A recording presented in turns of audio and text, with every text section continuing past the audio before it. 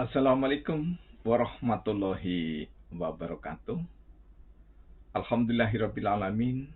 Allahumma sholli ala Muhammad wa ala ali Sayyidina Muhammad.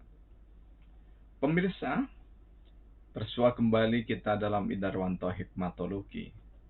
Serial mengajak diri kita masing-masing berpikir dengan kelembut cerdasan hati nurani berdasar kitab suci, agama, dan kepercayaan yang kita yakini. Kita harus yakin bahwa ketika masing-masing orang ada di jalan yang berbeda menuju Sang Maha Pencipta, maka tidak pernah akan terjadi konflik. Pemirsa, masih pertalian dengan semangat Idul Kurban, kita coba hubungkan dengan pandemi ataupun penyakit. Apapun penyakitnya. Ada klausul yang sangat berkaitan dengan tahlil, berkaitan dengan tauhid, berkaitan dengan syahadat. Yakni firman Allah dalam surah Asy-Syu'ara ayat 80. Wa idza maritu fahuwa yashfin. Ketika aku sakit, maka dialah Allah yang menyembuhkannya. Dari ayat ini bisa dipetik satu pelajaran bahwa tidak ada satupun manusia, dokter bergelar, profesor doktor, dan lain-lainnya, tidak akan mampu untuk menyembuhkan seorang yang sakit. Hanya seorang. Apalagi banyak orang. Orang Islam terutama harus meyakini bahwa yang menyembuhkan memang Allah Subhanahu wa Ta'ala. Tidak ada yang lain. Dalam Sahih Adabul Mufrad, Rasulullah Sallallahu Alaihi Wasallam bersabda bahwa tabib atau dokter adalah pembantu dari Allah. Maknanya bahwa para dokter, tabib, dukun, ruqi, dan yang lainnya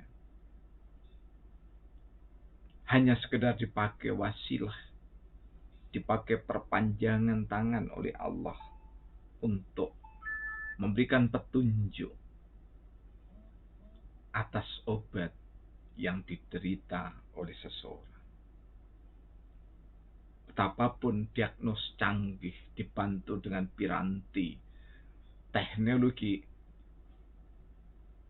elektronika yang sangat canggih, tetap bagi orang yang beriman harus berpulang kepada Allah yang Maha Penyembuh. Karena kita bicara hikmatologi, Asy-Syu'ara adalah keimanan orang-orang mukmin. Iyyaka na'budu wa iyyaka nasta'in. Tak sekedar kita berupaya menyembah dan bergantung, namun perwujudan dari perilaku menyembah dan bergantung kepada Allah, termasuk kita mensikapi dan usaha kita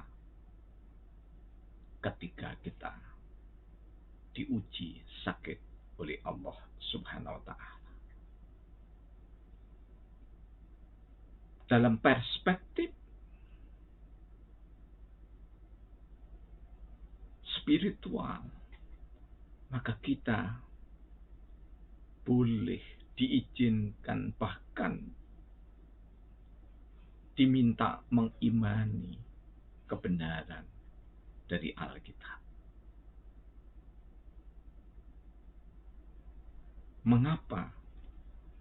Karena apapun yang sesuai dengan ruh spiritual, syariat, Al-Quran, dan sunnah Rasulullah SAW yang masruk, yang disyariatkan, maka niscaya bisa kita rujuk untuk menguatkan spiritualitas masing-masing di antara kita. Namun, seluruhnya berpulang pada sikap dan perilaku atas dasar pemikiran kolbu penggalih kita masing-masing.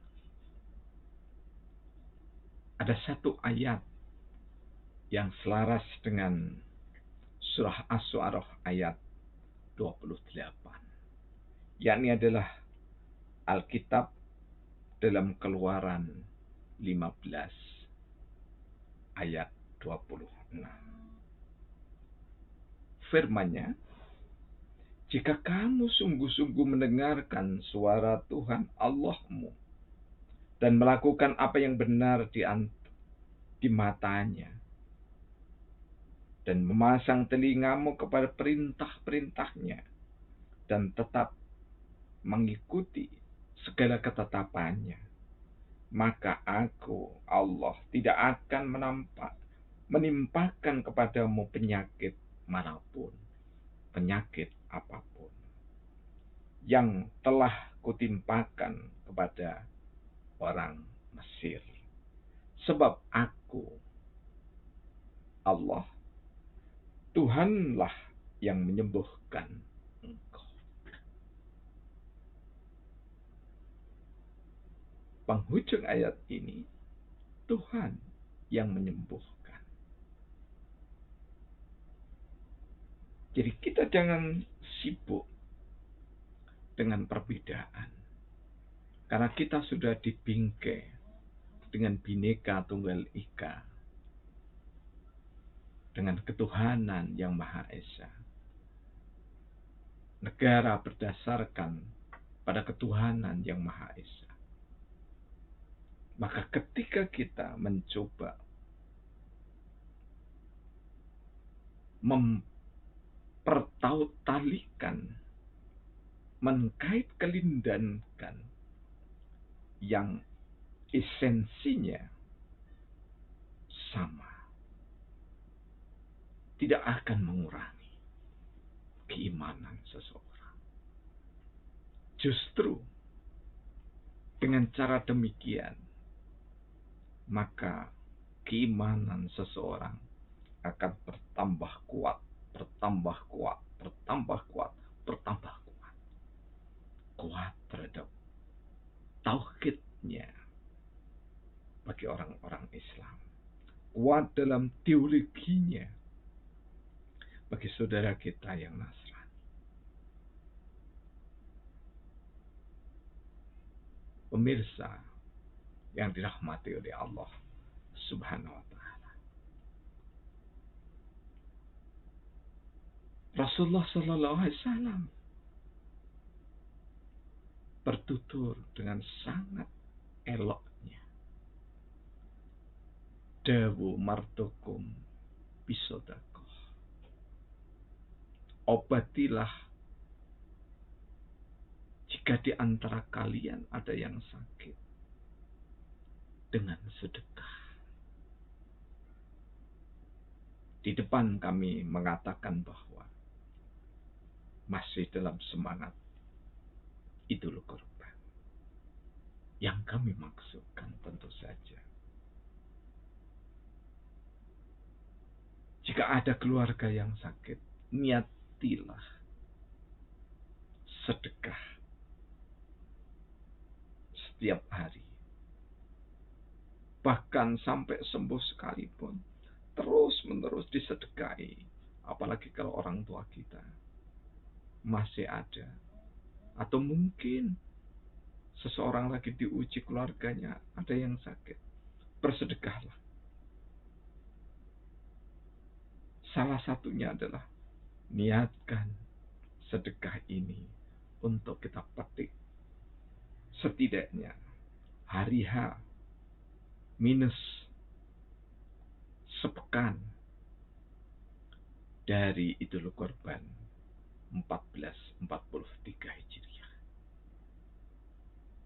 Kita bersedekah di jalan Allah, di jalan Rasulullah Muhammad sallallahu alaihi wasallam, di jalan Nabi Isa alaihissalam, di jalan Nabi Musa alaihissalam, di jalan Nabiullah Ibrahim alaihissalam, di jalan seluruh nabi-nabi Allah yang telah menuntunkan berkorban.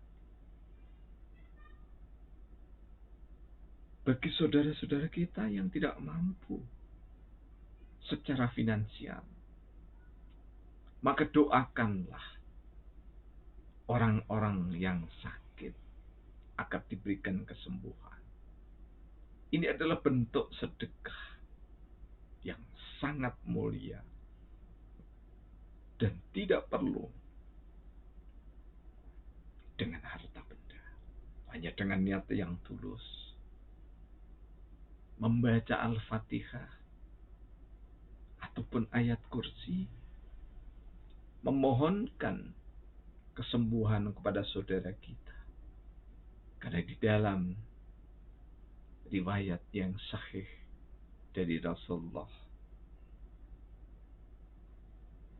doa tidak akan ditolak ketika kita melantunkan Al-Fatihah, ketika kita melantunkan ayat kursi, ketika kita melambari niat kita berselawat Ibrahimiyah, tuntunan Rasul termulia. Semoga saudara-saudara kita yang hari ini masih diuji sakit, siapapun dan agama apapun, kepercayaan apapun yang dianutnya, berpiranti sedekah. Mudah-mudahan Anda disehatkan dan semakin beriman kepada Allah, Tuhan yang Maha Pencipta. Terima kasih selalu mengikuti sajian monolog sederhana Idarwanto Hikmatologi. Tentu like, subscribe, komen, share-nya akan dikembalikan kepada Anda. Karena Allah Maha Pemurah. Billahi taufiq wal hidayah. Wassalamualaikum warahmatullahi wabarakatuh.